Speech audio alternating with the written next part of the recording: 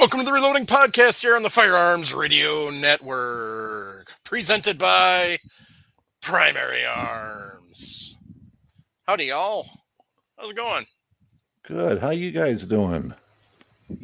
Fair to partly cloudy. And there's the buzz. Maybe not. Sharenda? Doing pretty good. Hot Jim? over here. Jim?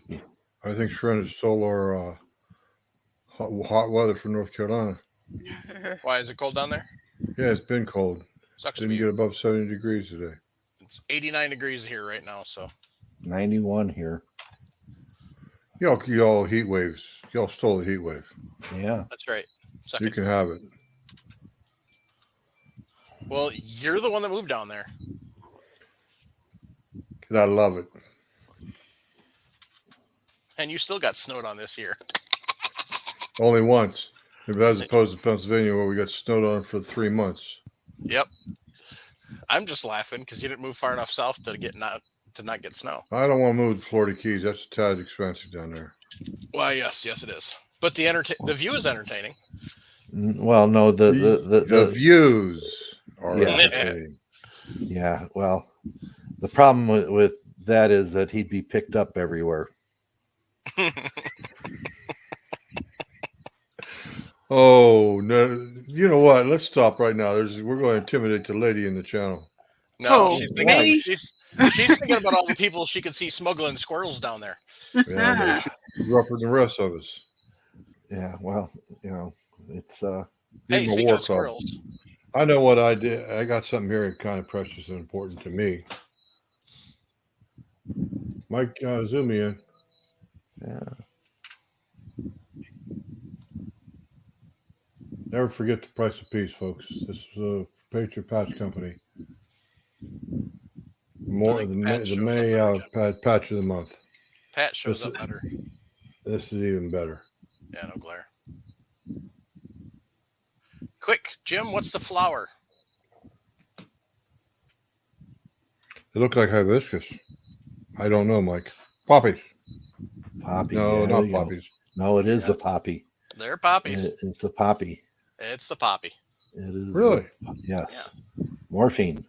Poppy. See, you are used to seeing the paper poppies that the V puts out. So Right. that's why you don't remember what the real poppies look like. So, Okay.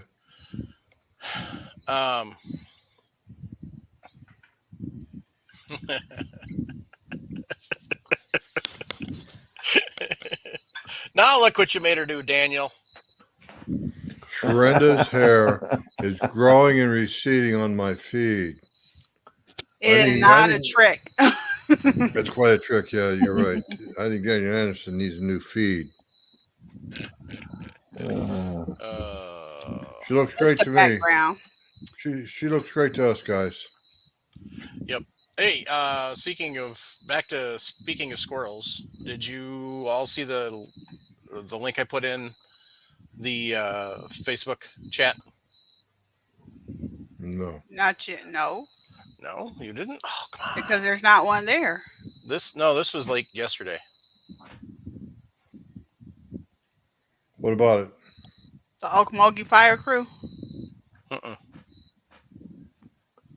Where the hell? I thought I put it in there. I think you've been sniffing gunpowder. Could be. Been chewing on them poppy seeds again. Oh no, I didn't share it there. Let me share it there.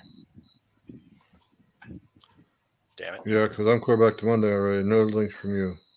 Other It than the didn't. stream. It must not have. It must not have sent when I sent it. There it comes. Oh, No. I have seen those. Manitowoc Minute. Okay. So, Four cups.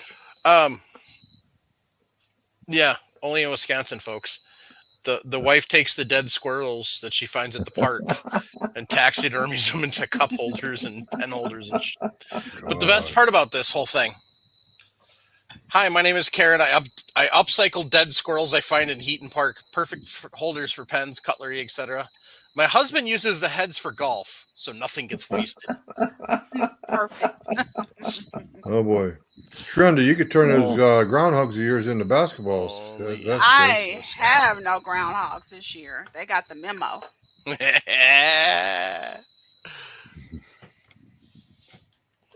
Yeah. Oh Two, boy. a 243, inside the house is really, really loud, but once it gets outside, there's nothing there. I You Mhm. don't think hear it. as close as those groundhogs were, I think that 243 probably will have exploded them pretty good. Well, that's the whole idea behind it, Exactly. Yeah, You but got then to who's gonna watch. clean that up? You? Well, I Nah. mean, Mm-mm. If you leave it sit long enough, the coyotes will get it. coyotes, neighborhood dogs, cats, skunks, they all pick that stuff up. Well, I mean, Possums. I did catch a video of turkeys running through my yard and turkey vultures, which I'm in a pretty I'm not in the country, which was shocking. I'm in a good old fashioned city, regular old block, and I'm trying to figure out where the hell these turkeys come from. Well, turkeys don't need much room, Turkeys or turkey vultures? Both. you know, turkey vultures, they can fly anywhere. Oh, But turkeys. turkeys, Yeah, well, turkeys don't care. If there's a tree to sit in, they're good. yeah.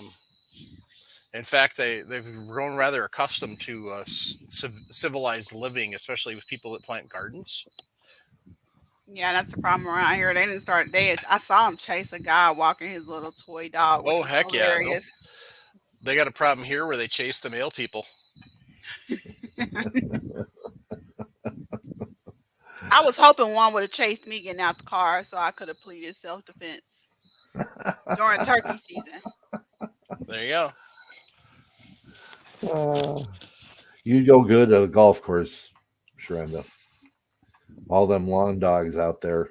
They went after me. I had to defend myself. I Oh, used my 2-iron. I had one of those vicious snowback border crossers come at me one day. I reached out and slapped it in the head. It's sitting there. And yes, by the way, for anybody who doesn't think a Canada goose can actually hiss, oh yes, they can. Yes, they Yeah. can. But it was pretty funny to watch that goose's reaction when I reached out and just slapped it right in the head. My friends are all freaking out. I just walk up. I just take 2 steps towards it, slapped it in the head, and Mm. then I smacked it again, and it turned around and ran. Nobody got that on video, huh? This is before video existed. Oh, It would have been Well, VHS, and you'd have been I looking know like a TV camera. somebody picked up a couple goslings this year Yeah. and hatched them. And the little goslings hissed at her. Oh, that's funny. Yeah. And it's bizarre. Oh yeah. Geese, if you give them a shot, they'll nip you pretty good. Yep. That's why I prefer to attack them and slap them. But yeah, watch out for the wings; they can hurt. But I figure if I slap it, if it starts to get too violent, my hand's already right there at the neck. Solved problem easily. I think Trendy. somewhere there is a video of me in January. I chased a wounded snow geese, caught it and held it like it was a baby so I could finish it. And they caught me doing an Elmer Fudd to get to it. I need to see who's got that video. I was like, nah, this ain't getting away. He was a nice plump size too. I'll bear hug that mug. I was ready to roll around in the muddy rice field with it if I had to. Yeah, amazingly enough, it's a lot harder to snap one of their necks than you would think. Yes, which is why I have a finisher. Because after I caught it, I used a finisher on it, and everybody thought I was. I think my much friends easier. think I'm a savage. Much easier. Savage girl. I Hey, mean, you got Trenda, you got a message in the channel. I do from Paul. No, No, from Daniel Anderson. What is this? Said, I'm sorry, Sharenda, for making you go to audio. Yeah, Daniel, you hurt my feelings. Wait, when did you get feelings? The only way to make me feel like you're really sorry is to send me primers. I'm just kidding. Unless you actually send me some primers. Oh no. Trenda's out there turning chicks for primer. Shame on you, girl. Oh boy. Every time, oh, there it is. I was gonna say it was just spinning there. I got a background on because I got guns out in the background, so I don't want the YouTube popo to go crazy. Yeah, we scare off the YouTube popo, and then Yeah. so. Anyway, Michael, I did not fall. yeah. The weird thing is, if I'm on regular roller skates, I fall. But roller blades, game on, I'm fine. So I haven't figured that out. Yeah. My 'Cause it mom only should be requested the other way that around. I don't put on roller skates and go outside with my shotgun and get a couple of shots off to push me off. You know the recoil would push you backwards. Not She enough. planted the seed in my head though, so now I gotta figure out where I can go safely do this at.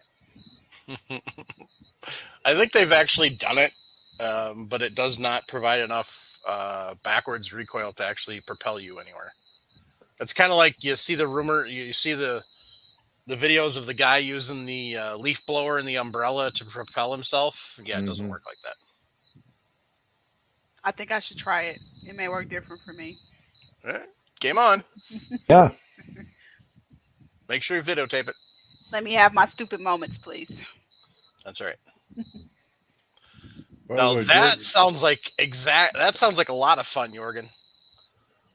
Rollerblade pigeon hunting sounds like an exciting urban activity. Agreed. I'm down. Anytime we can shoot tree rats, I'm down. I would try that. Growing up, my dad was manager of a warehouse, and his apartment had a door that went right out onto the roof, and there was pigeons that would fly around and then try and get into the warehouse.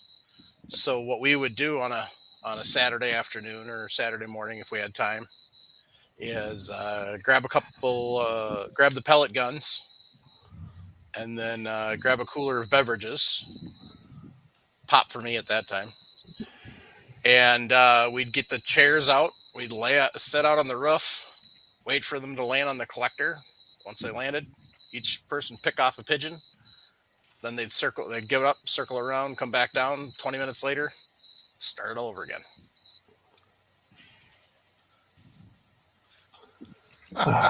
That was a good afternoon. No, Paul, he is not joining us this evening. Paul Loud wants to know, he said, speaking of stupid moments, is Chris Sharp on tonight? No, he's recovering from being in Maine. It took it to a whole new level of stupid. So he's got to, get back to Wyoming stupid. So.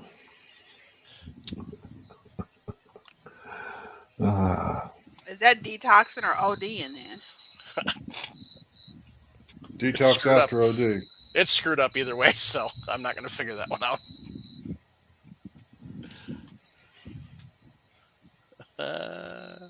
All right.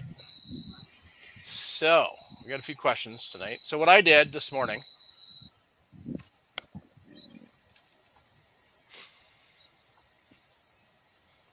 Excuse me. What I did this morning was I went and posted on Facebook podcast group, MeWe, and Discord. What questions do you have for us tonight? And then we went through and we picked out a couple, kind of all in the same vein.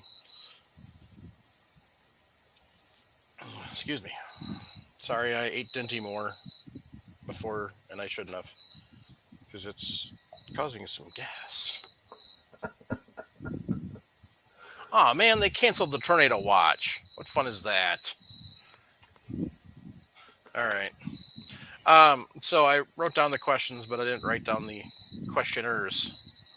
So I'm going back to look. Okay. Excuse me. So the first one is from Discord, and it's from Havoc. It says, how much does it matter, temp stabilized powders versus non-stable? Temp stabilized powders are relatively new. How did our forefathers cope?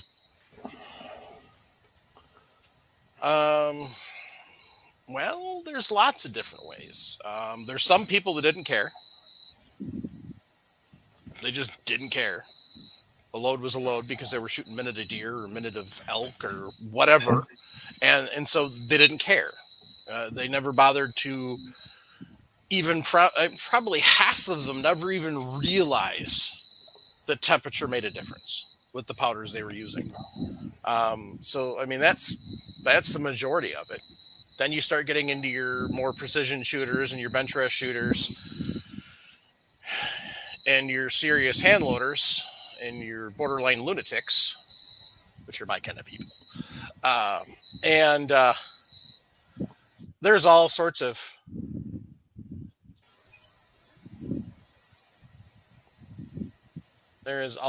different options and things you can do. But so there's a whole bunch of different tips and tricks and stuff that they would do. That was Paul's. So I think muted we're gonna have to. Shrenda because she was breathing into the mic. Oh no, it was. I think Paul's mic is still picking up the fan because I think the fan kicked in when it didn't earlier. So Yeah, I'm not thanks, sure. Jim. Trying to make me sound like a fat gal breathing into the mic. You're welcome, darling. You know we love you. All right, Paul. So Savage people. Paul, I think what we're gonna do is I'm gonna order up a headset for you and see if that helps get the mic away. I'll just get another headset. That's all. I got one somewhere. Okay. If you can't find it, I'll order one up from Amazon and send it to you. Yeah, that's okay. No, it's on the podcast. So, because you've got a nice mic, it's just unfortunately it likes to pick up your cooling fan on your computer. So, anyway, so Paul, as we were talking earlier, you were rattling off a few things that you personally used to do. Right. So, what are some of those? Well, first thing is I developed a lot of my loads in the wintertime and for shooting prairie dogs. And prairie dogs, the temperatures would be in the 70s to 90s. So I would heat up my rounds in a cooler. So I would get my variations in my accuracy at a high temperature. It would get the gun hot first, put 5-6 rounds through the gun. Don't worry about it, as far as where it's shooting. Then run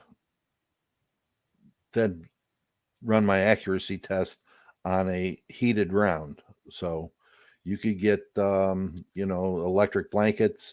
You can get those hand warmers and feet warmers you can take and use those to raise the temperature of your rounds.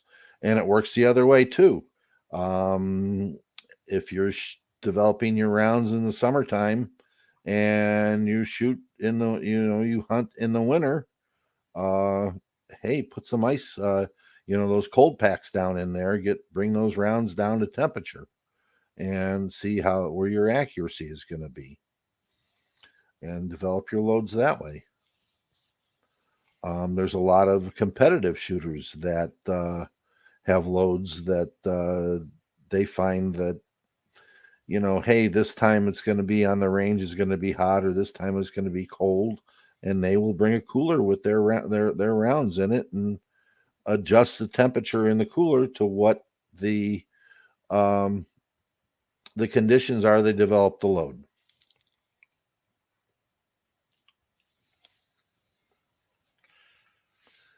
And some people would just do the other options, which is wait till cold to make up their cold loads, or wait till hot to make up their hot loads. Mm-hmm. That was one of the convenience factors, I guess you could say, versus some of the other was. And I know some people that what they do is if they were doing load development in the summer, then the rounds would go in the freezer. Yeah. When they got done making them, they'd go in the freezer. And then after being in the freezer for 24 or 48 hours, whatever the case was, then they'd get pulled out, put in the cooler, just like Paul was talking about, and off to the range. Mm-hmm. Just remember, kids, if you're going to do it that way, don't lick the brass. I have some 22 250 loads that run a very, very warm charge of 760 that is overbooked max, and it needs to go into a cooler in order to shoot it out of Prairie Dog Town when it's 70 degrees. Okay. Because otherwise it'll be way over and go kaboom. Right. Mm-hmm. And just so people understand that ball powders are not temperature stable. Military figured that out, sending the 5.56 M193 to Alaska, and had difficulty getting accuracy out of the M16 with the 193 bullet, because it slowed down so much in the cold. Oh, I imagine. Probably 500 feet per second, maybe? Close to 500 feet per second. And plus the twist, those guns were coming out with 1 in 12 twist. So they were having difficulty being stable with that bullet because of the slower velocity and the denser the air. So there's a lot of things ballistics that go into that. Yeah, as we were talking a couple of weeks ago, twist rate is huge. Right. So, but Jorgen said, I used to keep my ammo in the freezer, but had a bad incident thawing them in the microwave. Well, everybody knows, Jorgen, you don't thaw it in the microwave, you put it in the oven. Good grief. Yeah. Don't do that, kiddies. Don't do that. Mike's lying through his teeth. Paul Loud's not helping. He said, don't give up, Jorgen. Try some other household appliances until you find the one that works to heat them up. Put them in a blender, Jorgen. I don't think the blender's going to heat them up. They won't get them spinning fast enough to cause enough friction to heat them up. Oven or dryer? Here's one for the unicorn lady. Michael, she gonna make you pay. We're gonna give her admin rights, and she gonna kick your ass out. Sure, you're muted. I have a background on because I have guns out in the background because I'm moving my room around so I can put my reload and stuff in here. So try not to have Facebook. Not Facebook. YouTube yelling at us for weapons in the background. Sharenda. The communists at YouTube. See right there. Where? On what? Who? See where my finger His is? fingertip. Follow Paul's fingertip. Left, right hand fingertip. His index finger. Look at in Paul's finger. Paul's window. I'm looking at it, but it looks weird to me. Okay, do you see the finger? Yeah. See what's behind the finger? Hey. Right I'm gonna let Paul do him. See right there? It's not necessarily if they're in the background, it's that you're showing them. Like, say if I picked up one of these that's right here and put it right here, that's where the issue is. So. Oh, well, I was just making sure I wouldn't be the reason we got dinged. But we appreciate it. Mithin, I don't even know how to pronounce that. Mithtin? Gotta say it with a lisp. Mithtin? Mithtin? Yeah. He uses the toaster. Michael Dunn said air fryer. Mithtin said just toss them with the fries. Ooh, that'd be tasty.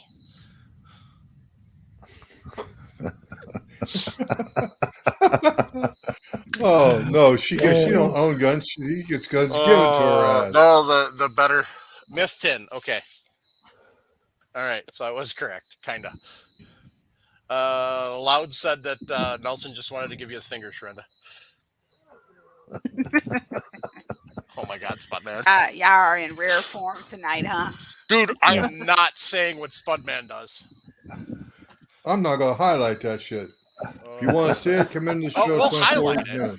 I mean, we'll highlight it, but anybody who's an audio listener needs to come and watch the video to find out what Spudman 76 at 24 minutes on the live YouTube channel. Yeah. Yeah. Not that I'm surprised interacting with Spudman as long as we have that he would do something like that, but you know. All right. So basically, it's a matter of controlling temperature of the cartridge to equate it to the temperature when you're going to be shooting it. Right. So if you know you're going to be like deer hunting in 20 below weather, then when you make up your loads and test them, you want to get them to 20 below. Well, not quite, but I mean, you want to get them cold. Right. I don't know if putting them in the freezer overnight is going to make much of a difference between 5 to 0 degrees versus -20. I don't, and obviously then you need to take that into consideration when you're going out hunting. You're not going to put those cartridges inside your jacket next to your chest. No. Because now you're going to heat them up. But if you did your load testing in June and you didn't chill them, then when you go hunting, you're going to want to keep them close to your chest. And then right before you go to shoot, load a cartridge.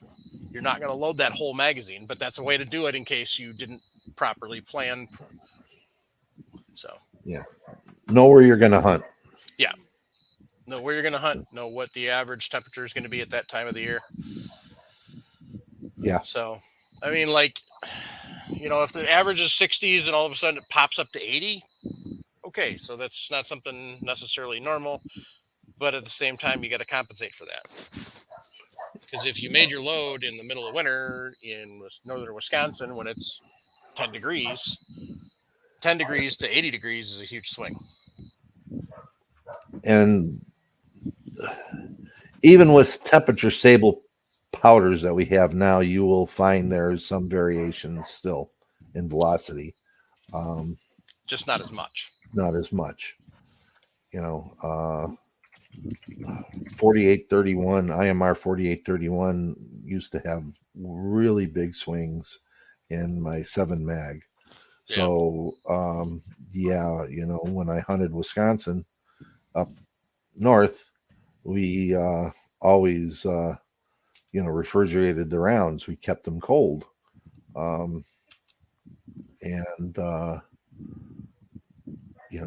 We'd run, 2 or 3 or almost sometimes 4 grains per powder you could get away with in a cold gun, in a cold ammo.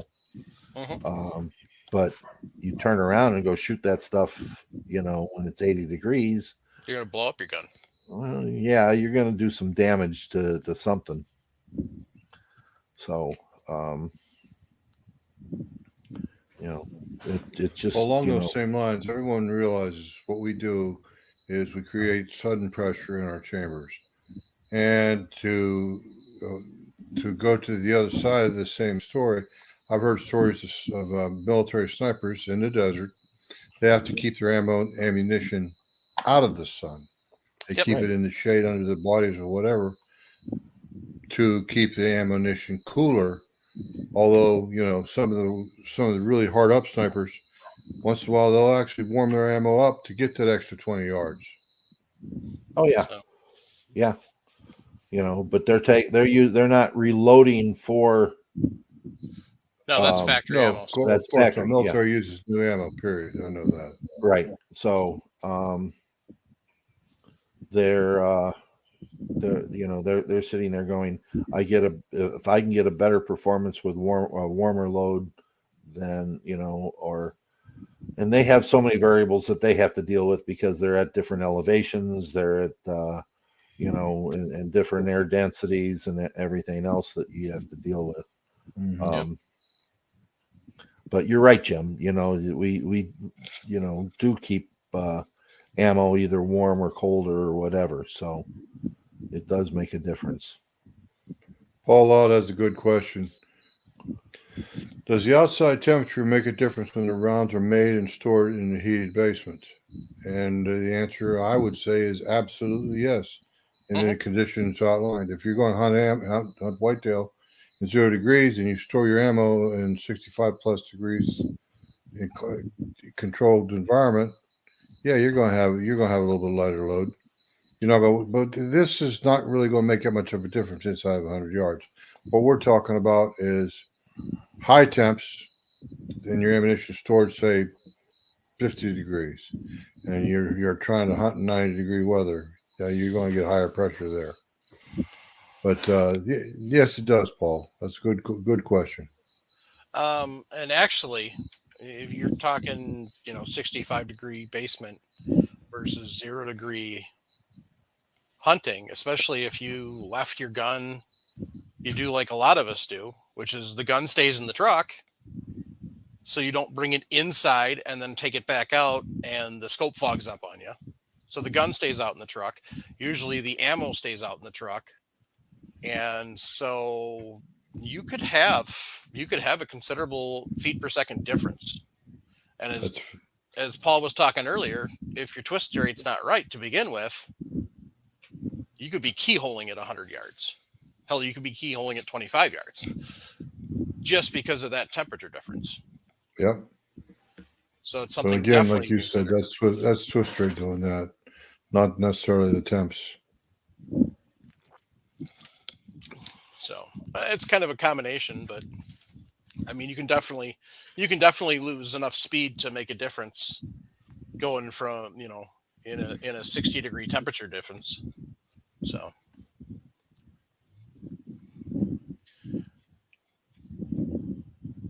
But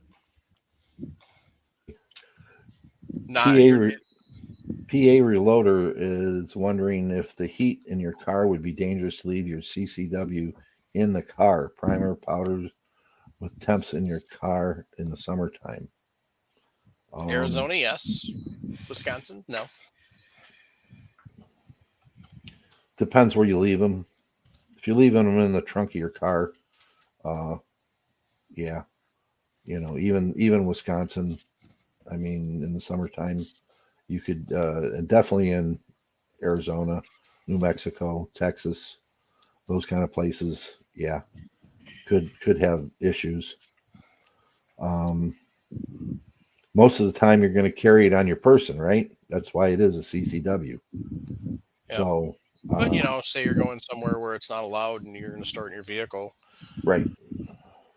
Maybe an 8-hour, like if you're not allowed to carry at work, but you carry to work and from work, and it's an 8-hour shift. Even in Wisconsin, internal temperature of a car can get 120, 130. If you've got it in the glove box and it's a black car with a black dash, that glove box could get to 120, 130.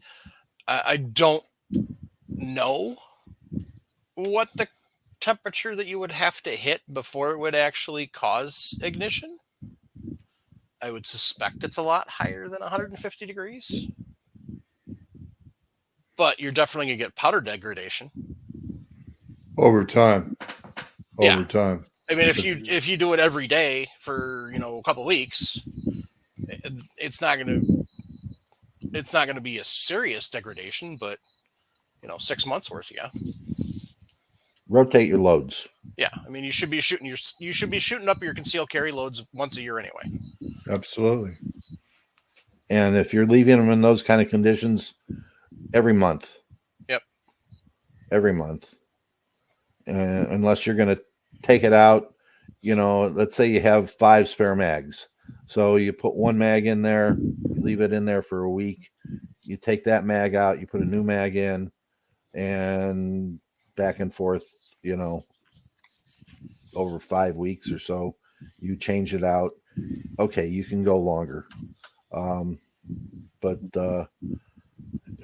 you should be shooting your mag up and your concealed carry ammunition once a month anyway, just so you stay in practice with it. That's why I developed my training ammo with my cast bullets. I develop it a little hotter than factory ammo so that I'm used to the recoil.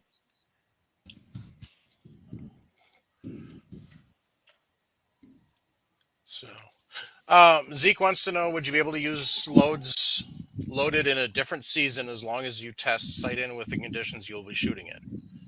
That's kind of what we were talking a little bit about loading up in winter and then shooting in summer type things. Keeping your temperatures different on your loads. Like, say, if you were loading in the winter and keeping them in summer, you'd keep them in the ice on a cooler. Vice versa, keeping them in a a cooler with hot packs or whatever in the winter. Yeah, you definitely can. You just have to properly plan. And definitely, you're going to be testing and sighting in with conditions you'll be shooting in. So, um, that's how they're simulating conditions. Like Paul was saying, heat the rifle up in the winter, and then heat the ammo up, that type of thing, or in the summer, vice versa. You can't really cool the barrel in the summer. I mean, well, you can, but you they make barrel coolers and stuff like that, but I don't know if it's going to make enough of a difference. Honestly, the ammo is going to be your bigger thing that you're going to want to keep temperature controlled. And not, it's going to be a load and fire situation. You're not going to be taking one round out, putting it in the gun, and then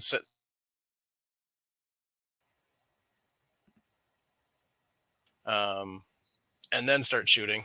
You're going to want to load, make ready, and fire. So that was interesting. Jim, what the heck were you doing there? He's muted. Okay. I didn't do that. I muted Sharenda. The screen, we popped around. Mike's always on my upper left. Now I'm on my own left. Mike's on the right. Oh, jeez. Sharenda, I'm not picking on you, darling. Honest to God, I'm not.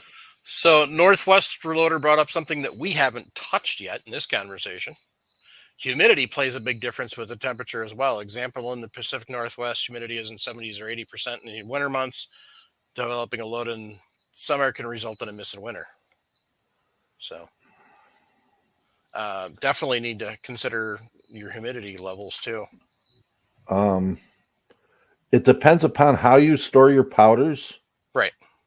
Okay. And how you load your stuff. In other words, if you open your powder jug up and you let it sit down in 70 and 80% humidity, you're going to have issues. But if you sit down and say, I'm going to load 100 rounds of 223 up, and it's going to take me 2 hours, but I really only have the powder exposed for a half an hour, that isn't bad, guys. That isn't, but storage of your powder, how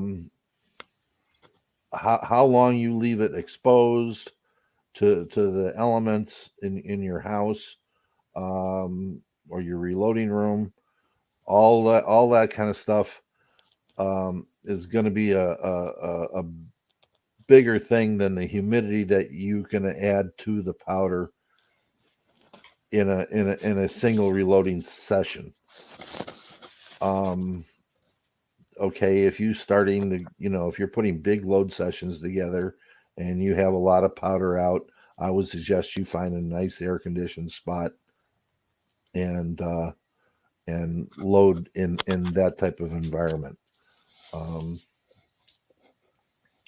But storing your ammunition and your powder in a dry environment, is a temperature stable environment, is going to lead to to better load development. I am not going to advocate what I do, but I use a 30 millimeter ammo cans because they're tall and they hold jugs, 8-pound jugs of powder, and a lot of 1 pounds. And I store my powder containers in a room that is humidity and temperature controlled. There's nothing wrong with your storage method, Paul. Nothing at all. By the way, every kernel of powder you've got in one particular blend, or whatever it might be, is all exactly the same temperature and humidity. Mm-hmm.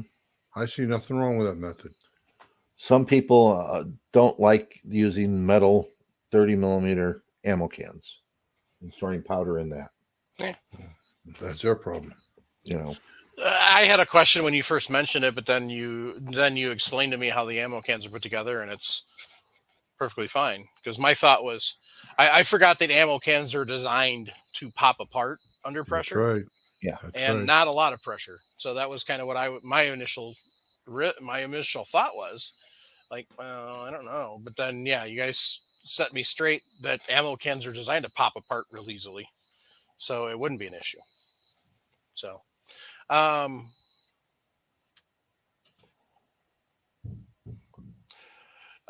Tyler Jones kind of added to my barrel cooler comment. He said barrel coolers are more for cooling the barrel so it doesn't get hot on longer strings of fire, but the chamber also gets hot and can cause pressure spikes.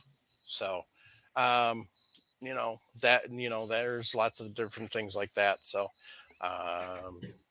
that's something to consider if you've got cold ammo and you're shooting it in hot situations. So,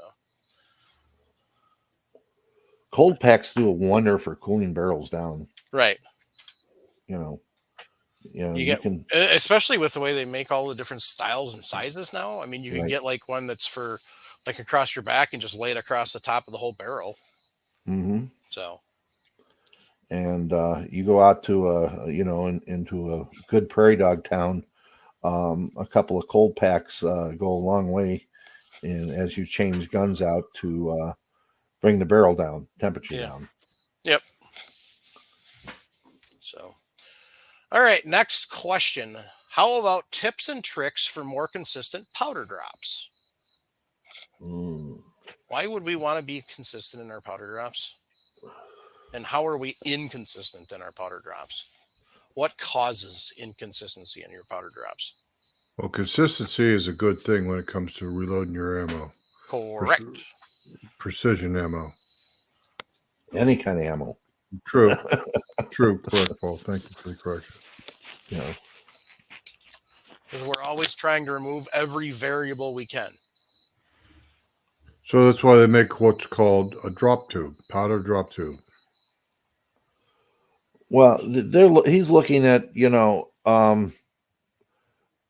as you use a powder measure, the action that you apply to it, to use it, has to be consistent. In other words, if I come up and I give it 2 taps when I come up, and then I come down and I give it 2 taps, but I do that all the time, then that is consistent, and at the same how do I want to say this? At the same pressure. So in other words, I come up, I go tap, tap, tap, tap. That to me, as Mike is demonstrating here. Yeah, this is what he's talking about so this is a Redding powder thrower. So basically what he's talking about is when you get up here, what he's doing is tapping it twice, which then causes a little bit of more powder to flow down into your cylinder here. And then when you go down to the bottom, tap it twice. And he may be doing it like this as opposed to what I was doing. But by doing that, you're actually making sure that any kernels that were hanging on tend to fall out. So, right, tap there or tap the body. However you're going to do it, the point is to do it consistently. Exactly. And that's with just about all powder measures that use a rotary drum or a Culver type powder measure. You have to consistently raise and lower the handle and applying the same amount of pressure to it every time, and the same thing as far as how you tap it. In other words, by tapping it, you're settling the powder down consistently all the time. All right. In other words, even though that powder is falling and going down the tube, you're still consistently filling that chamber up to get a volumetric charge that is being filled evenly. Now, other charging systems are a little different. There are some that are slide operated, as you have in a Dillon. They're going to be more or less consistent by the weight of the powder that is in the in your hopper. So there you want to sit down and say, all right, I want to keep my powder charge within this area, because that way the weight is going to be really close to the same. So as it starts to go down, I'm going to put more powder in and do that. There are also powder baffles that help too, that will help give a more consistent charge in that type of a system. But it definitely, the weight of the powder on top of a slide mounted system is your biggest factor. So a few of them are talking about using this. So this is an okay. IntelliDropper. A couple of the key things with this, just like you were just talking about with, the Dillon, is making sure consistent powder. This is also key to have consistent powder, because you want, now this is going to be a little different because it's going to throw to a specific weight in that respect, but it's not very precise compared to some of the stuff out there, like what Paul uses, which goes to a thousand or 100th, not a 10th. And let's face it, a 10th of a grain can be a lot of powder, especially if you're using, say, Flake or even ball. Stick, not as much, but if you don't have that same consistent pressure coming down onto the pickup tube, then it's not going to flow at the same rate, and it may be on the lighter end of the 10th of a pound or 10th of a grain versus the heavier end. And if you're trying to get consistency, that's going to be a difference. So, but yeah, I agree with the IntelliDropper. Actually, at some point in time this summer, we're giving one away. So we haven't figured out how we're going to do it yet, or who's going to be all eligible and stuff like that. But I have a Lyman number 6 and a IntelliDropper to give away this summer. Jim? What would we do about did we have any answers, emails, whatever, from last week's show about the giveaway we were going to do? Oh, Michael Dunn won that. Okay. Congratulations, Michael Dunn. So, yeah. It must have happened after I got my computer froze up. Yes, it did. Yeah, Paul, you can send me your address so I make sure I don't ship it there. Paul is getting this kind of brass. He's got. That's right, Paul. You're getting that one. This is. You're splitting loud and triple boomer.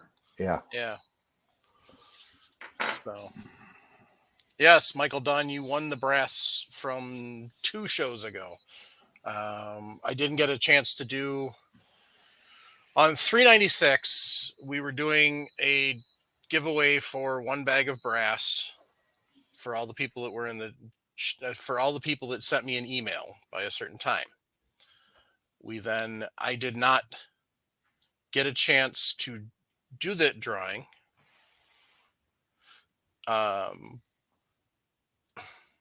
LBJ, that's actually a good idea, and maybe we'll do it through Instagram. Anyway, so I didn't get a chance to do the drawing, so we did the drawing at the end of last week's show, and Michael Dunn won the bag of brass. And if I remember correctly, Michael Dunn said he wanted the 223. So Michael just confirmed which brass you wanted. There was 223, 308, and 300 Win Mag. And then Michael, I will get that out to you this week yet. Did you see what Loud named your cartridge there, Paul? Yeah. New 6.5 Super Credmore.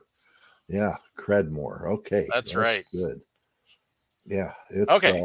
Good. Good thing I didn't ship it. I was going to ship Dunn the 223. He wants the 308. So, all right, gang. So, anyway, I do have 5 more bags of brass to give away, which we're going to do. We're going to do some drawings in Discord. We're going to do some drawings in MeWe, and we're going to do some drawings in Facebook. I haven't figured out how we're going to do the Facebook yet because Facebook likes to be shitty. Communazis. So we'll have to figure out how we're going to do that one. But we'll figure something out. So anyway.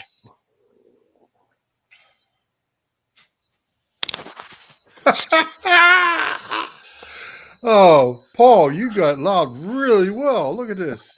He's actually pissing and moaning about it. Good job on the Credmore, Paul. 6.5 Super Credmore. Yep. That's kind of Michael like Dunn, making candy. Michael Dunn, no, I don't need your address because you're a Patreon and I have your address for that. So thank you. Okay, so back to the tips and tricks. Are you going to treat the 3 different styles differently? Or do you kind of do the same thing for each? So the 3 main styles of powder are Flake, Extruded, and Ball. Good night, Andy. Hey, we got one of the Idahoans. He must have gotten done. Or no, wait a minute. West Covina Dodge isn't Idahoan. I take that back. He's in California. Yeah. So do you treat ball powder different from flake powder, different from extruded powder when you're trying to be consistent? Yeah, I do. Ball powder is going to be a little more consistent all the way along the line. Yep. So, but I'm not a big user of it, so I don't worry too much about it. Mm-hmm. But flake powder is probably the most difficult to deal with. Really? Why would you say that? Because most folks would say extruded powder is harder to deal with. Go ahead, Mike. I was going to say I agree with Paul. I find my variations in charges because usually flake charges are lighter, and so if I'm 0.2 of a grain either way, and trying to run it through a powder measure, it doesn't seem to want to fill the cylinder up as well, evenly, depending upon what we're doing with it. And in the 5, 7, 10 grain, all the way up to like 14 or 15 grain weights, that those flake powders can be a little funny as far as them giving me very, very consistent charges. Well, I have to qualify my question or statement because that's my wife's phone. Excuse me. Anyway, the thing is, Paul, I use a lot of unique in my handgun ammunition, but I'm not worried too much about plus or minus 1/10 of a grain in that. Whereas with my rifle ammunition, I almost invariably trickle my when I'm looking for consistent stuff. I want to trickle my loads, which is why I don't have a problem with extruded powder because I charge it, but I charge it maybe half a grain light, right, and then trickle up to the desired weight. Mm-hmm. But again, I'm cutting kernels nearly every time. Right, and but I do try to do it consistently, like you keep saying. Nice T-shirt, by the way, Paul. Yeah, yours is looking good too, sir. So I wore mine Saturday, and I was lazy and didn't do wash. So, Yeah, I was going to persecute the lady and ask her where her shirt is. Mine's is in the dirty clothes because I've worn it twice. And Jim, I wore mine the first. Well, as soon as I got it, you were just MIA that episode. I think.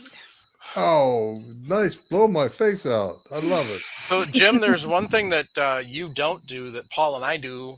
Well, Paul doesn't do as much as he used to, but I still do quite a bit. And flake powder is king, which is shot shells. Yeah.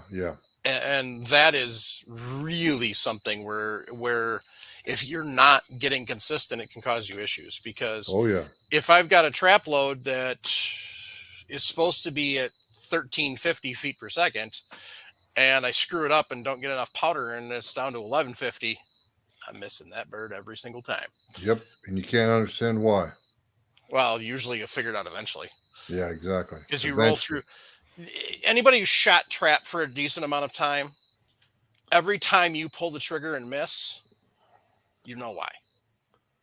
Yeah. And you know why really quick. Because you shoot enough of them, you get used to the feel of the load. Well, you can usually see where your shot string is. Oh, that's right. You're chasing the shot cup. Right. Well, no, you don't shake shot cup. You can see the string. You can actually see the string of shot because of the disturbance in the air. Yeah. So if I am shooting a load that's slower because my powder measure was my press was not giving me a consistent load, I can see that I'm behind the bird. Okay. Or if I go higher, if it goes higher than what I wanted, and then you'll be in front of the bird. I'll be in front of the bird. So, and that's some of the issues that we deal with, even with factory loads, because I've taken factory loads apart to see how much variations there is in the loadings, to see what works better for me in some of the competitions where you have to use factory loads. So the old live pigeon shoots that we used that were popular, they were done with. I found that Federals were very, very consistent in their loadings, and where Winchester and Remingtons had some more inconsistency for my style of shooting. So, but everybody to their own. But when there's a lot of money on the game, it was Federals. So now I use Fiocchi, honestly. Okay. If we pre-COVID, most of the time when the boys were shooting competition, they could use reloads, which was a saving grace because shot shells are expensive real quick. And so then on the factory loads, they shot some AA's, they shot some Federal Top Guns, never got any nitros or STSs. But then came across a Fiocchi's up at Recab's, and they were just bam right off the jump consistent, and they were pretty consistent with what my reloads were. Almost dead nuts with my reloads. So all of a sudden, where they were missing birds with the other ones, they were just nailing them with the Fiocchi's. So that was nice. Spudman 76. Does trap shooting have maximum feet per second rules? Yes, it does. Yep. Okay. That's why you'll get the competitions where they say only factory ammo. Yeah. Because they know that you can game the system. But you can only get them moving so fast to a point anyway, because shotguns aren't designed to handle a heck of a lot of pressure.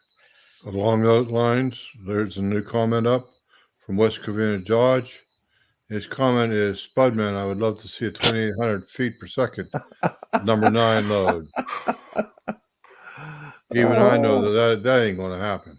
Oh, it could, but you'd blow up the shotgun and you'd deform the pellets so badly it would not pattern, because that's enough of a speed with that size of a shot.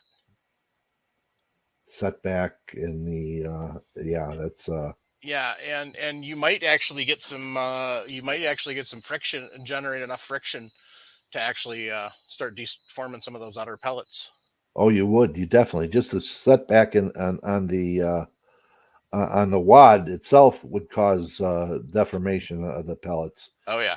People don't understand that the pellets on in between where the wad and the next layer on the inside is where you get the most deformation of pellets, because as that wad comes back, and it's never an even compression, that the pellets that are stuck to the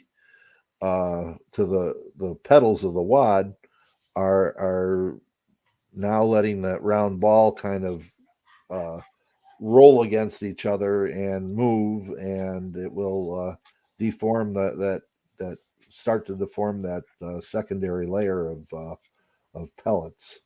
And number 9s are so small to begin with that even if you had if you had hard shot, it would still be have deformation in that load at 2,800 feet per second. The most you're going to get out of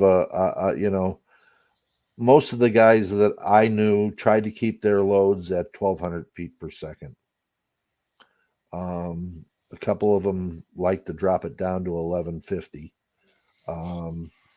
Live bird shoots, you could go to 1,250.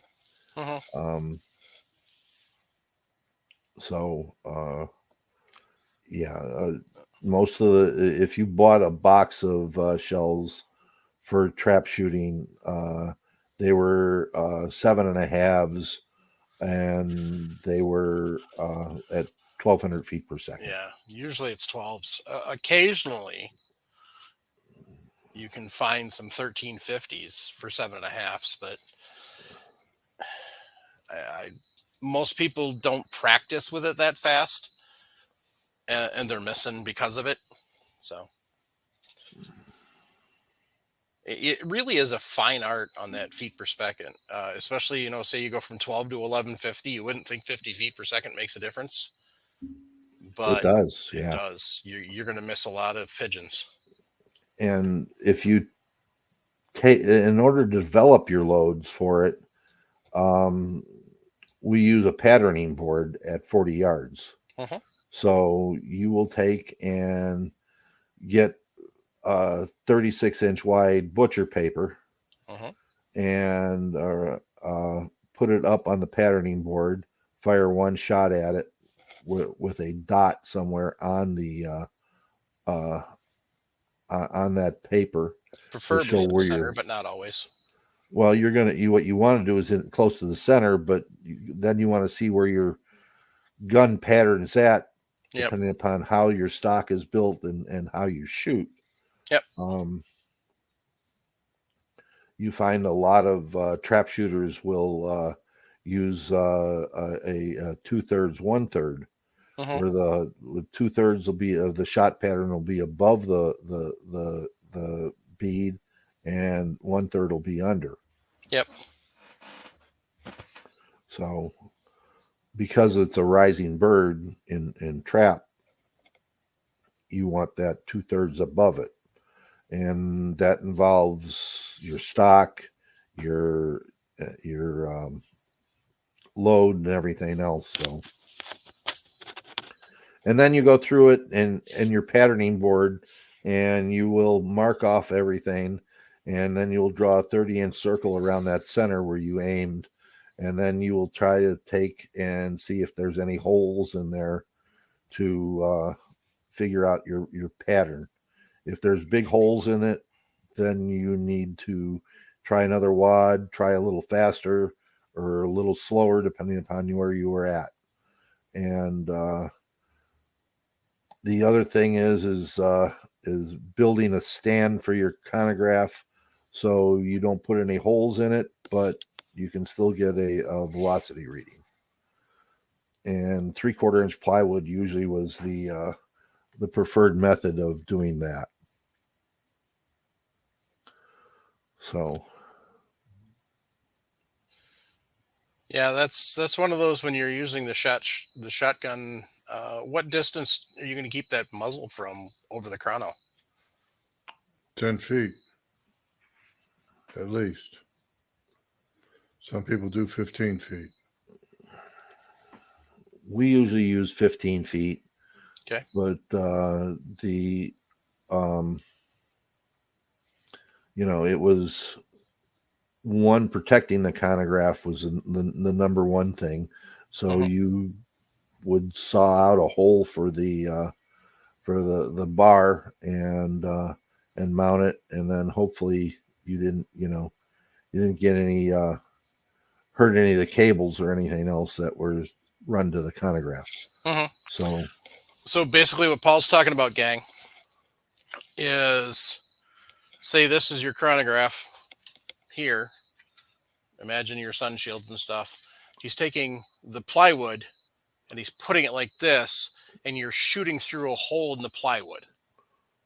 That's what he's talking about doing, because 3/4 inch plywood is going to be thick enough to stop all those pellets that invariably are going to spread even at 15 feet and keep them from slamming into your precious chronograph. So that's what he's talking about doing. Basically, you're going to make a triangle in your plywood, the same opening as the sunshade or as the wires and the sunshade, and so it shoots through and it hits the plywood, and it doesn't hit your fancy sunshades, and it doesn't hit your chronograph. So. Exactly. And so you're making 2 or 3 or 4 loads up so you can test everything. 1 on paper, and say 3 through the chronograph, and go from there. You're gonna see how consistent your load is over your chronograph, and then see how consistent the load is at your patterning board. And if you spend enough time and effort on it, it's amazing what you can do. Just an example, the boys, when they started out, were shooting Mossberg 510s, which are a 18.5 or 20 inch barrel 20 gauge, and trying out different wads, different speeds, different powders. I made them eventually. By the time I was done, they were literally patterning the same as a 26 inch barreled 20 gauge. So I took away their handicap that they had by having the shorter barrels. So, and you can play around with that, and you can take longer barrels and you can play with them and make them shoot somewhat like shorter barrels. But it's easier to go from a short barrel to pattern it like a long barrel than it is to try to go from a long barrel to a short barrel. There's a reason people cut down barrels on shotguns. So, not many on trap guns. No. So, Jorgen's got a question for you, probably you more than me, Paul, but I kind of have an answer too. To the shotgun gurus, I have a improved modified full choke side-by-side 12 gauge. It fits me properly, and when I pull the trigger, things die. I'd like to use it for waterfowl, but I'm concerned about steel in the chokes. What is the best options? Bore out the chokes or get a new waterfowl shotgun? How old is it? Because that would be, I would, if it's an old gun and things die with it, and I would definitely be looking at buying a new gun. Sharenda would know, some of the new, some of the newer guns out there that that handle steel well. Yeah. Yeah, if you want to limit yourself, I mean, if you can handle it, if your pocketbook can handle it, bismuth shot is a whole lot better than steel. yeah, and you can Okay, still shoot it through your regular. It acts the right. same as a lead pattern shot will. So But if you got to shoot steel, buy a new gun. yep, absolutely.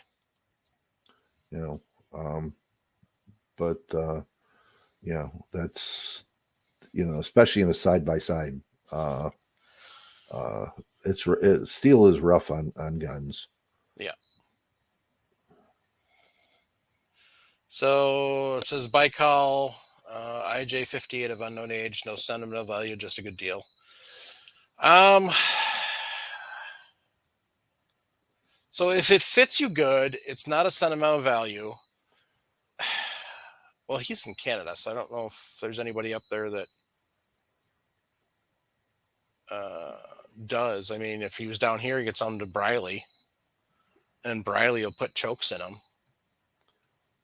I mean, honestly, if you've got a shotgun that fits you, that's half your battle right there. And Yeah. if you've got one that fits you and you didn't have to pay custom fitting money to fit you, might be worth putting choke tubes in. If there's no sentimental value, and obviously it doesn't have collector value because it's a Baikal.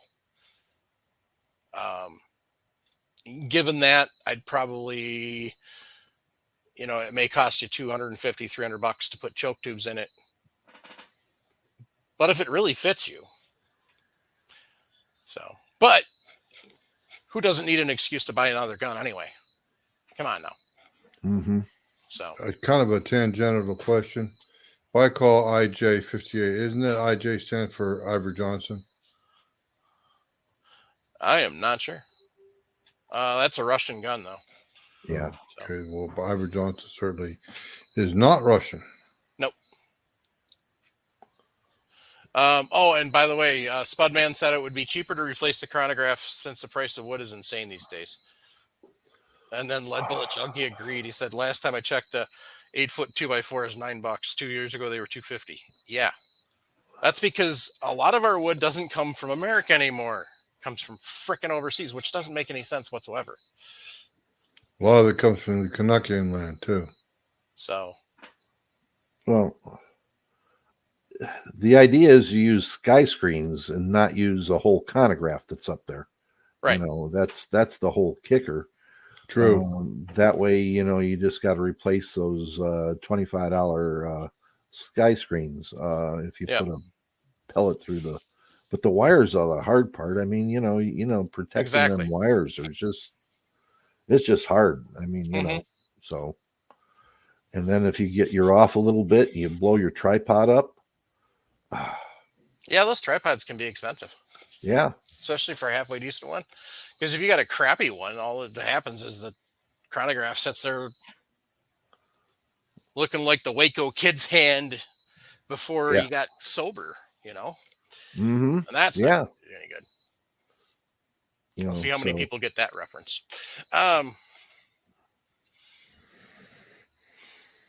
But yeah, definitely, Jorgen, buy another gun. Come on now. You really knew what the answer to that question was before you asked it. Buy another gun. I agree on the point that always buy another gun. The gun fits him. He shoots well with it. Right. He hits game. Why risk it with steel shot? Buy a gun that's fitted for shot. Mm-hmm. Yeah, I mean, honestly, very good Black Powder channel. Yeah, I mean, honestly, if the gun fits, that's kind of the kicker that with that, because shotguns aren't rifles. Rifles you can overcome and adapt and everything else, and you can kind of tweak it and everything. Shotguns, if they don't fit, it's not a good combination. So when I got people coming into the store and they're looking for shotguns, this is what I have them do. I have them close their eyes, mount the shotgun, and then open their eyes and see what they're looking at. If you mount that shotgun and it feels like it's supposed to be right, and you open your eyes and you're not looking down the rail or you're not looking down the rib at the bead, put the shotgun back. Because you're never going to hit anything with it. So It takes about a week to fit a shotgun to a person. Yeah. Okay. And that's with a tri-stock. Mhm. So you will shoot around a trap and they will make adjustments to it. And they want you off the gun for a while Mhm. because they don't want you picking up. People pick up bad habits as when they're trying to hit a bird, and not and not be relaxed behind the gun as they try. I mean, Mhm. that's they're really trying hard, Mhm.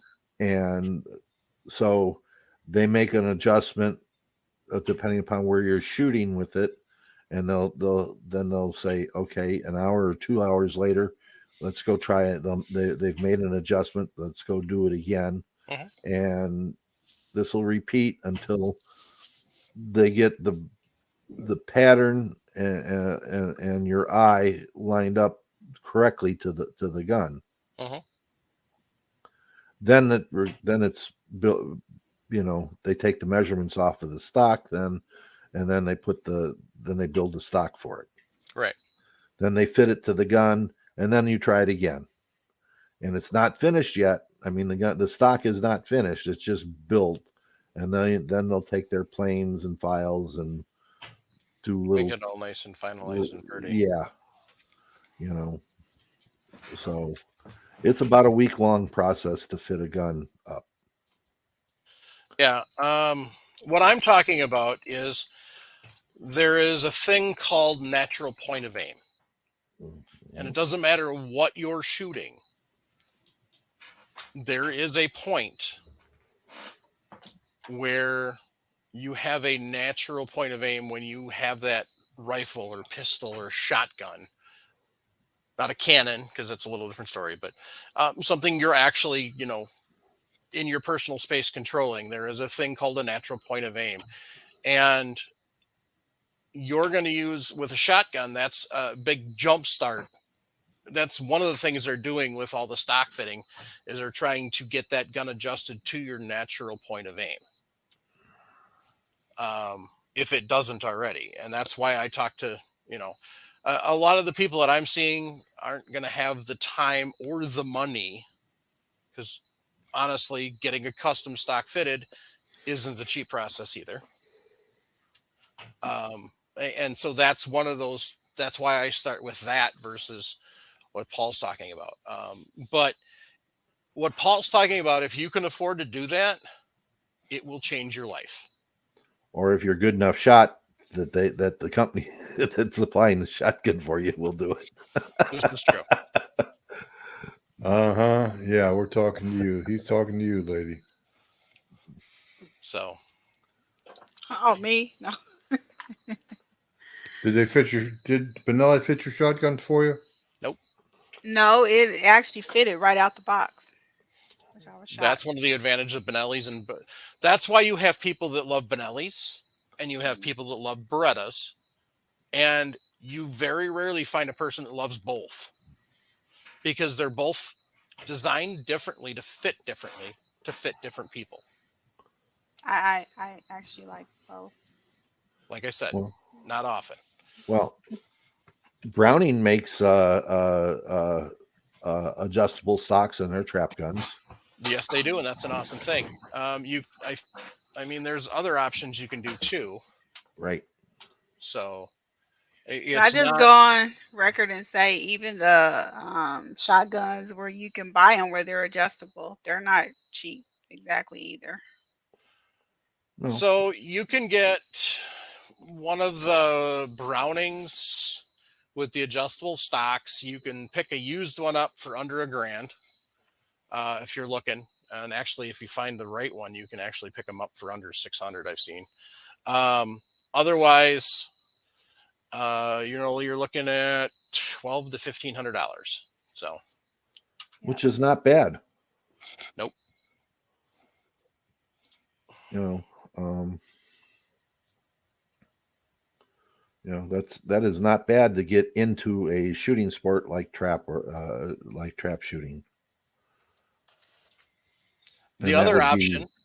Yeah, go ahead. Oh, sorry. No, go ahead and finish yours. And you're talking the BT99, right? Actually, more than just the BT99s. Okay. Some of the Satoris, Okay. even the lower ended Satoris. Believe it or not. So. But your trap guns like the BT99, if you're spending $1,500 on, is not a bad number for getting into an adjustable stock gun with choke tubes. Yep. So for those of you who let's see here, who was it? Oh, Jorgen said the Benelli Supernovas are divine to fit in the Neanderthals. You're right. Yeah, the Novas and Supernovas are not a Benelli that you want to get. Those are for something that somebody wants to just say, I've got a Benelli. They're not really that fancy. So John's hand loading said an everyday person looking for a gun goes to look at an 870 or a Mossberg 500 or whatever and tries to make it fit based on the available parameters. Now, see, here's what you do if you are stuck buying an 870 or a 500. You hike your happy butt over to Boyd's and you get yourself an AT1. Mm-hmm. So Boyd's AT1 is their adjustable stocks series, whether it's for shotguns or rifles. It is an adjustable cheek piece and an adjustable length of pull. And they come in lots of freaking cool colors. And they're usually about $200 to $300, depending on what you want to do with them. So, but I mean, that's an option too. Or if you've got Grandpa's Wingmaster, you can do that. Because frankly, a Wingmaster is an awesome shooting shotgun. I never thought about putting a Boyd stock on my 500. Yeah, I own a 500. I've shot it about probably 2 boxes through it. They put all sorts of other stocks on the 500s. Why not, instead of tacticooling it up, make it a good shooter? Because the 500s are a great shooter, honestly. I've taken one of my kids and I've gotten 20 out of 25 after shooting a little bit. Both of the boys have gotten 23 out of 25 with their 500s. So, and actually, if you buy the 500s right now, they actually come ported. So not only do they have interchangeable choke tubes, but they come ported, depending on where you get it from and in which model it is. And remember too, on Boyd's, on your length of pull, you also can get an adjustable butt pad where you can raise it and lower it. Yep. And turn it side to side, which takes the cant out of your gun and shoulders the stock up better. Yeah, if you're one of those people that brings your gun up and you've got it twisted like this, it actually allows it to fit your shoulder pocket twisted, right? But then the gun's upright, because a lot of that is how it fits in your shoulder pocket, right? So, and everybody's shoulder pocket's different, and how everybody sets up to shoot trap as where their shoulder is lined up to the target is going to be different. And as they turn, they pivot and shoulders drop or shoulders rise between going left and right. So there are you can raise, lower, twist, whatever, and get it so the gun stays level all the time. Brenda, you want to address this comment I got highlighted? I just did. You see it? That's comedy. Good girl. Thank you, ma'am. Paul Loud, I got some patches that are 1 straight and 10 straight if you want those. Okay. They make patches for that low? Yeah. I thought they didn't start till 100. So Yeah, I know they don't. They normally don't. But we've given out some of those patches to the newbies. Here you go, Yeah. one straight. get some encouragement to keep shooting. That's right. Heck, when I first started, I needed a 0 straight one. Nobody ever told me about those. We can do those too. Shoot, I got enough patches. Yeah. it took me a whole year before I got my first clay. It definitely is a sport that takes a lot of effort.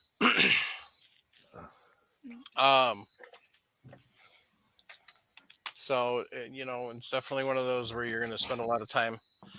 One of the things a lot of the stuff that I've gotten tips for on shotguns, I actually got from listening to Tom Gresham's Gun Talk, because he's a big shotgun shooter. He's one of those people that actually can't afford to go to that guy in Michigan that does all the custom stock work and do that.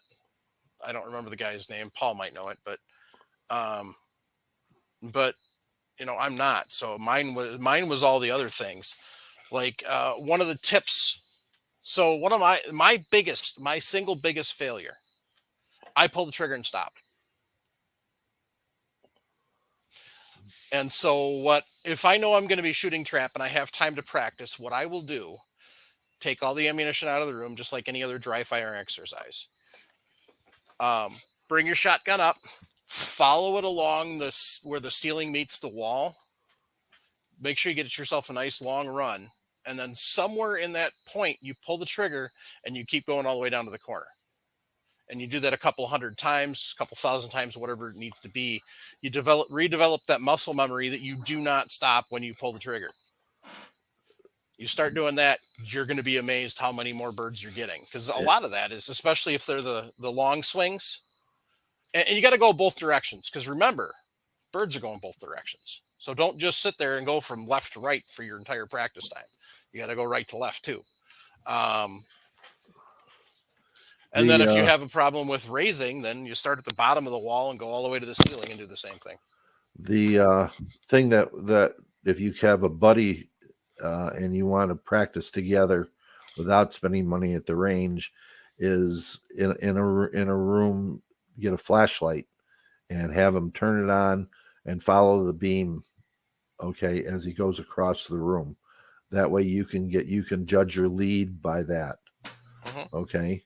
The other thing is I don't know how many people that I have taught is people pull the trigger and raise their head. They want to see the break. So they look up. They don't keep on the stock. They look up. Well, if you're shooting with both eyes open, like they're teaching nowadays, you won't have that problem. But they still look up. Yep. I don't know how many people that, and I've seen this in shooting handguns. Okay. Yeah. People will pull the trigger and they'll their head pops up. It's like a prairie dog, What was that? And the same thing with shotguns and handguns. They go pull their head up and look. And that's when you get the 2x4 and you hit them in the back of the head and you say, keep your head down. Right. Mm-hmm. Jason Bauer said that the Vepr is the best trap shooting gun ever. Yes. There we go. Yeah, there you go. By the way, just to prove a point, if you're good at trap shooting, you're good at trap shooting, and you can shoot with pretty much a lot of guns. You don't have to have your custom fitted gun. My dad, to be a smart aleck one day, took his. He's got one of those old smoothbore bolt actions that they made for slugs. One of the Marlins, and he's got a 3-9 scope on it, and he decided to shoot around a trap with that one day, and still got 18. No joke. Yeah. So, um, yeah. So it's one of those when you spend enough. But I mean, they grew up. They would go when they talk a case. They're talking not like 10 boxes. Their cases were, and Paul, you know this. Jim, you probably know this too. The cases of shot shells back in the day used to be different than what they are now. Yeah. Now a case is 250 rounds, 10 boxes. It used to be anywhere. It used to be 500. 500. Yep. Yep. And It's so 500. my dad and his brothers in a weekend would go through 3 to 4 cases of shells Holy smoke. and with a hand thrower. That's a lot of work. Yep. I've used a The hand thing thrower.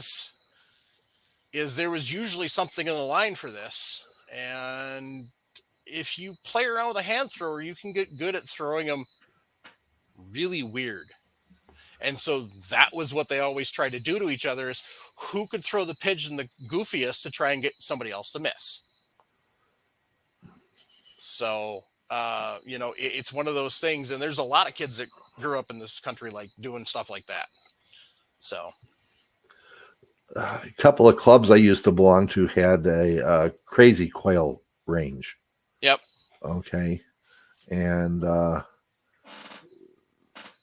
I think that was kind of the beginning of what do you shoot, Brenda? Is it Shrenda again? The new craze is not trap shooting, but Sporting place. Sporting clay. sporting clays. Yeah. Yeah. Okay. It was a lot like that, but it was 360. So in other words, you were out on the range with a thrower, and the bird could go anywhere in a 360-degree arc, and it was a pit that you were in, and it was a very very difficult game to play. Mm-hmm. So, but back to your thing.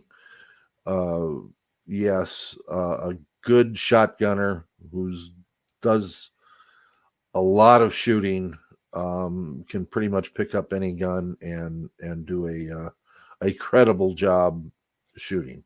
Yeah, they're not going to get 25 out of 25, but you're definitely talking better than 50%, Right. no matter what the gun is. So, all right, our last question for the night ties into the previous question, which was a while ago when we was talking about powder drops and stuff, and then we started talking about shotgun loading, which is how we got to that. So the last one, how much variation would you expect with your flake powder, with your ball powder, and your stick powder? Now, I'm assuming variation, they're talking about actually in the charge and not necessarily standard deviation and extreme spread. So, There's always an extreme spread and standard deviation as you're throwing a charge. right. Okay. So, I mean, it's just like what you're going to see in velocity wise. They're pretty much interrelated. But ball powder, if you're seeing over 1/10 of a grain either way, you're having difficulty. Stick powder, 2/10 of a grain up or down, is what I see. Again, I stick powders either go through for me, go through a Culver measure or a Lee, and the Lee I like because one, it's cheap, and two, it has a polymer edge, so it doesn't cut and the granules of powder. And I can see up to a half a grain either way on a flake powder. Yeah. I mean, really, it could go either way on a flake powder. Again, it depends upon the powder measure. Yep. I had an old Duo Flow I don't know if anybody ever remembers that one from RCBS, and it had a pistol metering side, and it had a rifle metering side. And in the pistol metering side, it was pretty accurate, but the construction of the RCBS dual flow was poor as far as the hopper, because it had a built-in baffle already in it, and it would leak powder out the sides of the baffle. Oh, that's not fun. Yeah. So powder baffles are huge. Basically, what a powder baffle does is it's going to sit in your powder chamber, and it's going to keep the pressure on the powder that's flowing into whatever the measuring device is consistent, no matter how full or empty that gets compared to where the baffle is. Trying to see if I had a baffle in my Dylan, which it doesn't look like I do. There's actually two different style baffles. There's a fixed baffle and a floating baffle. The floating baffle isn't necessarily very effective, in my personal opinion, because it raises and lowers as the powder level raises and lowers, and then it usually just has some sort of grip onto the side of some sort to keep it from going too low or whatever the case may be.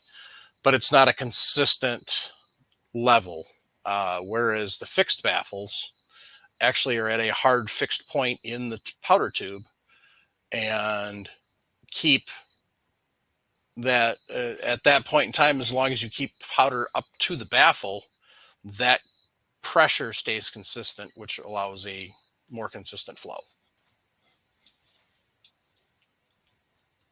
There's a little more detail to it, but that's kind of summing it up.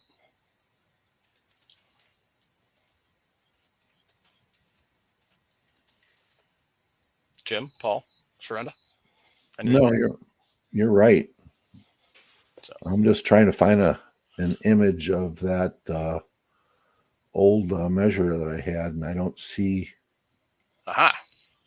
Oh, you're looking for. Yeah, the fixed baffle will be more consistent no matter what. Is this a dual flow? I don't think so. I wouldn't even think about using a floating baffle. No, it's pointless. Might as well throw pop tabs in there.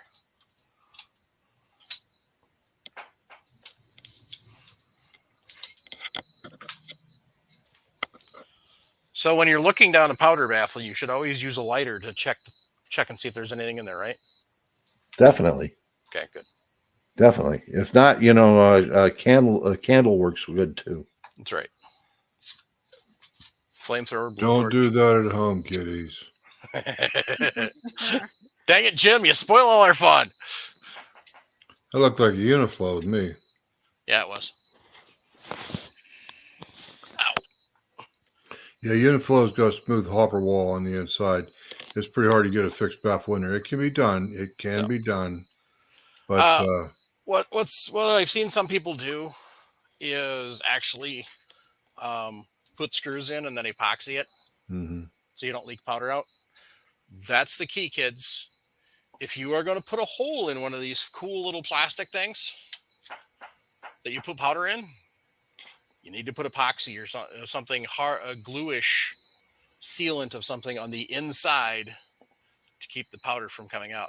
Now, if you put a baffle in there, then the baffle is going to actually keep the powder from piling up onto those screws that are in there. But, obviously in a tube that short, I'm not putting a baffle in it.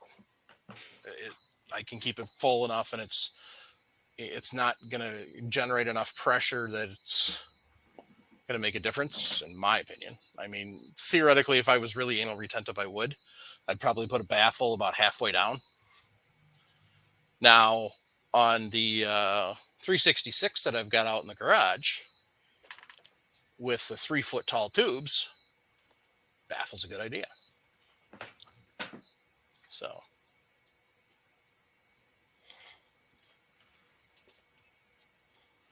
Jordan Reagan's got 3 amusing comments. Can you click that up, Mike?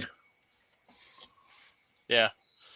So, Jorgen's, this goes back to my using a lighter or candle. He says, reminds me of a feller who encountered a frozen lock on a natural gas well shack. What started as a quick throw with a lighter turned into an explosion. He did get the door open, just not the way he intended. So yes, luckily he escaped with a few bruises, scrapes, and light burns. Yeah, it was pretty lucky. Yeah, obviously, in all seriousness, do not use open flames around gunpowder. It's a bad idea. Yeah, the DuPont IMR powders contain ether, volatile solvent, and called ether. And you put that particular flame around that particular substance, you probably won't get much powder out of that can. You'll get more ashes than anything else. Yep. And definitely don't put open flames around black powder. Definitely not a good idea. No, that'll take and ruin your whole day.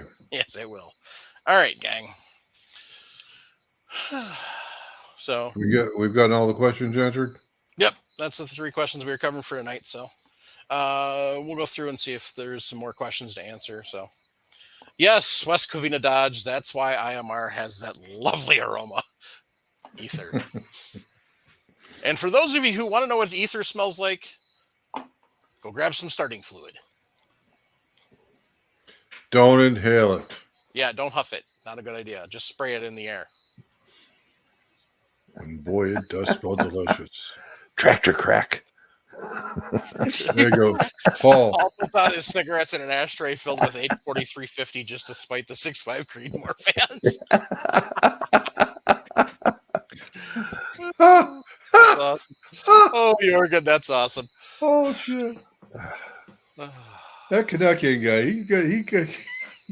he you know what? He hates everybody. He doesn't favor any one of us. He don't give a shit what you are. He's gonna pick on your ass. I don't know. One, Jorgen. Good one. Starting fluid was always a handy thing to have around. Mm-hmm. That's tractor crack. Yep. That's right. That is. That's right. And Paul, I understand exactly what you're talking about. Yep. Because tractor engines will get addicted to ether. Yep. They get to the point where they won't start without it. I've used gasoline in place of gasoline soaked rag wrapped around the air filter in place of ether. On big diesel tractor, it works well.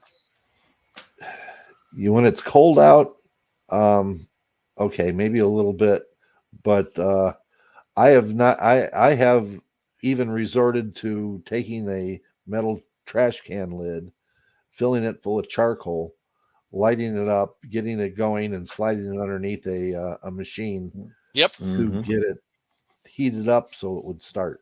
Yep. So I've done that. Get that oil loose. Get that oil melt. Get that oil unfrozen. Yeah. Yep. Yeah, we've done that a few different times. Tractor didn't want to start 10-degree weather, 5-degree weather. So yeah. So there's one for all 4 of us.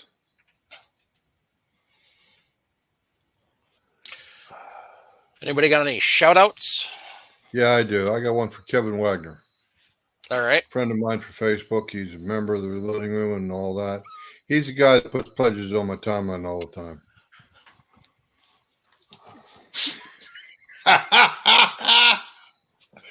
That tar seeding trick is a hell of a dangerous thing to do. It works. Paul Loud said he probably pours, talking about Paul again, he probably pours H4355 around a rim to get a tire to seat. Not anymore. Ether's easier. But no, you spray the inside of the tire with ether, with carb the spray, ether. brake cleaner. Yeah. Just With make sure ether. it's flammable Right. brake cleaner, which is a lot harder to find nowadays. So yeah, carb cleaner, brake cleaner, Yep. That's flammable. Ether is what we use most of the time. Spray it on the inside, stand back, light the lighter, spray goes into, hits the tire, whoosh. That's it. Mhm. Done. God, that's dangerous. But it's so much fun. Oh, we got a good one there. Hey, Jorgen. Oh, Jorgen. Jorgen. Yeah, but Mike, that's IMR 4351. IMR, not H. Yeah. You can use that too. I think I have a bottle H up there too, but whatever. Anyway. 8-pounder. You need an 8-pounder. No, because I don't have anything to load it with, or anything that I would load using that. So, Oder Sickerson says, "Thanks, RP gang. Great as always. You all take care out there. P.S. Number 400 coming up. That must be special." Yeah, definitely. Paul Loud has a great idea when you're using that method to inflate the tires. Make sure you use the trail so you can stand back. Leave a trail. Chicken Throw shit. your ass away. Oh, God. Chicken shit. Stand up next to that sucker. Just Yeah, don't do it with a really. split rim, all right? Ooh, Hi, Allie. that'll make a mess. Yeah, well, lots of messes, usually involving body parts that are no longer attached. I know a kid who stopped a blowout band with a forehead. Ooh, that's not a good thing. Well, he almost died. He's got a steel plate in his forehead now. I would suspect. Hmm. So this week, Primary Arms has a high-speed sale going on.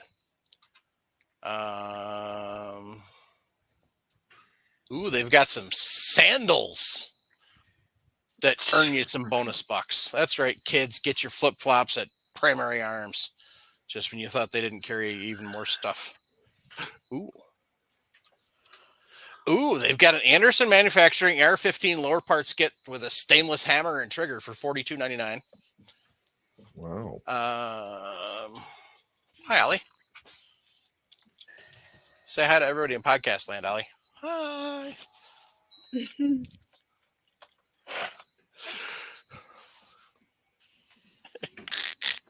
Wes Cavina Dodge wants to know, I wonder what pressure signs on a truck tire would look like.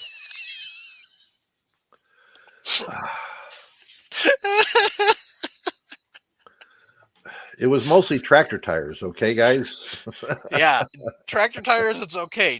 Like I said, don't do it on a split rim. Never a good idea on a split rim, especially Well, a lot of tractors come with split rims. Right. Yep. Yeah. So yeah, you don't get a whole lot of pressure on it. I should say not a split rim tractor tire, but a split rim semi tire. Right. Because tractor tires, you're talking about 35, 40, 50 PSI. Yeah, and when the ether goes, you're only getting about 10 PSI, it's never, it's just enough to pop the seat, the bead, and that's it. Yep.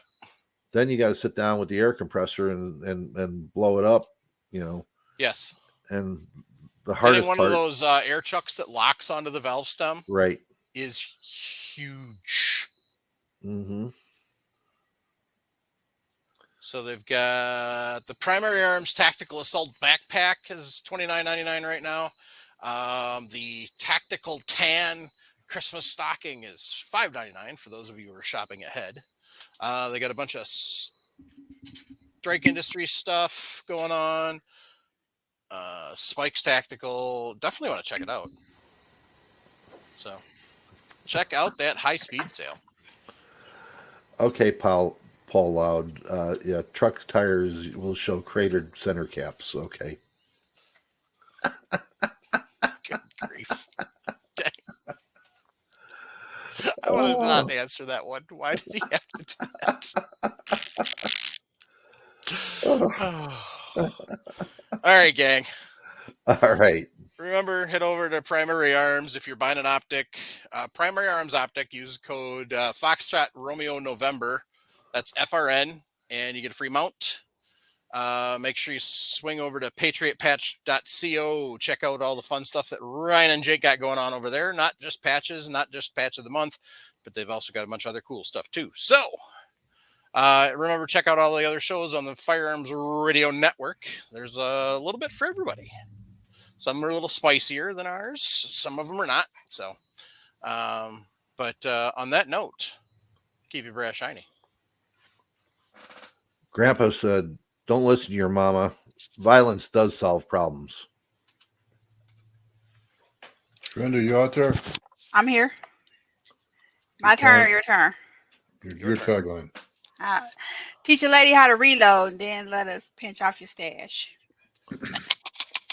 Support the Second Amendment, guys. Do what you got to do. Vote for correctly. Vote for those that support your Second Amendment rights. Put your money where your mouth is.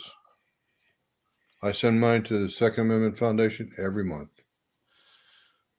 Just remember, if you're struggling, 1-800-273-8255. Give them a call. They've got lots of people that are waiting to have a good conversation, and they'll just listen if nothing else.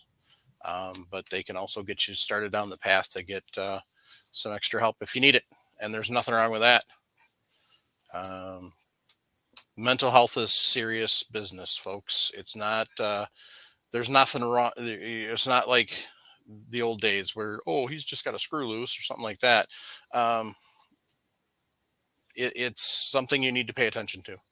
And it's something that you should treat just like your regular health, and sometimes actually even more so. We want you here.